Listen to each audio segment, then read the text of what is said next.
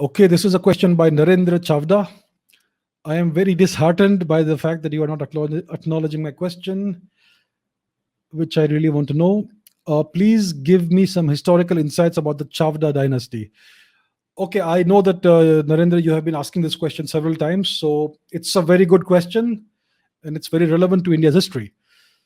So, what was the Chavda dynasty? The Chavda dynasty was a Rajput dynasty in ancient Gujarat. So the story goes that around 700 or so, in the 7th and 8th century AD, there was this king called Jay Shekhar Chavda, who is colloquially known as Jay Shikhri Chavda nowadays. So this guy was a king of Gujarat, of some parts of Gujarat, and his kingdom was invaded by a neighboring king, and he was assassinated. And Jay Shikhri Chavda's wife was pregnant at the time. She escaped to the forests of Gujarat. There she gave birth to a boy who was named Vanraj.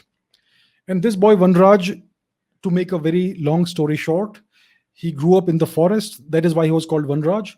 He learned martial arts and he fought. He was able, because of his leadership capabilities and all that, he was able to bring together an army of the tribal people, the Bhils, and over time he fought a guerrilla war. He waged guerrilla warfare against the king who had usurped his father's kingdom, and eventually he was able to regain his father's kingdom.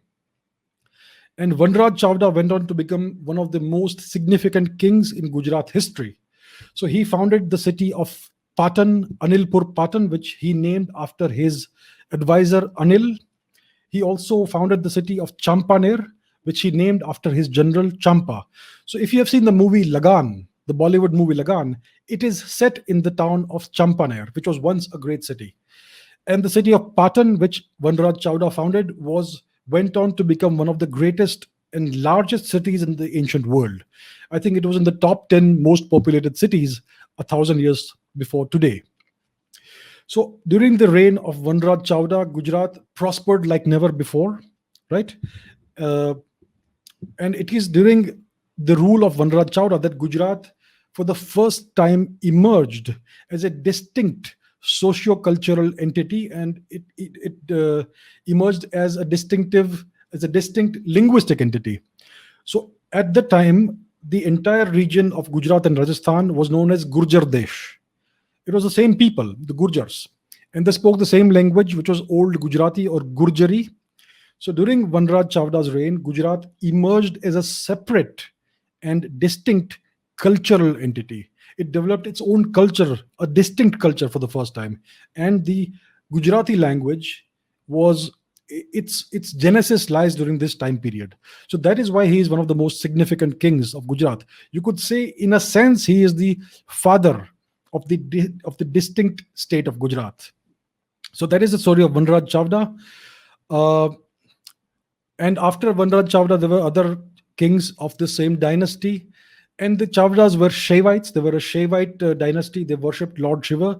So they were the protectors and patrons of the great temple at Somnath. And after Vanraj Chavda died, there were a number of other kings. The last king did not have any children. And the son of his sister, whose name was Mulraj Solanki, usurped the kingdom from the last Chavda king, and he founded the Solanki dynasty, which is also known as the Chalukya dynasty. And Mulraj Solanki went on to become a great king, and the Solankis were a great dynasty, and they were obviously closely related to the Chavdas. Now the question is, what is the origin of the Chavda dynasty?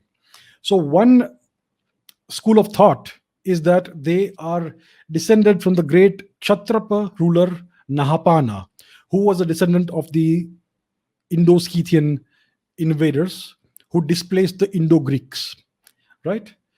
So Nahapana was in power. He ruled around the 2nd or 3rd century CE. And the earliest evidence of Chavdas that I have found myself is in Rajasthan. So the Chavda dynasty was earlier known as the Sri Chapa dynasty, the Sri Chapa dynasty. And the earliest king of this dynasty was in Bhinmal or Bhinmal in Rajasthan. His name was Vyagramukha.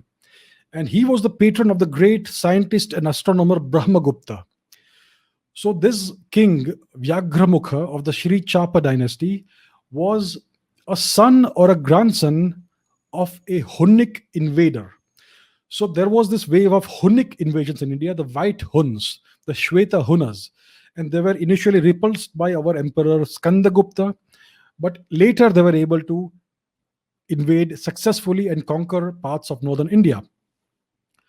So the father or the grandson of this king, Vyagramukha, was a white Hun conqueror.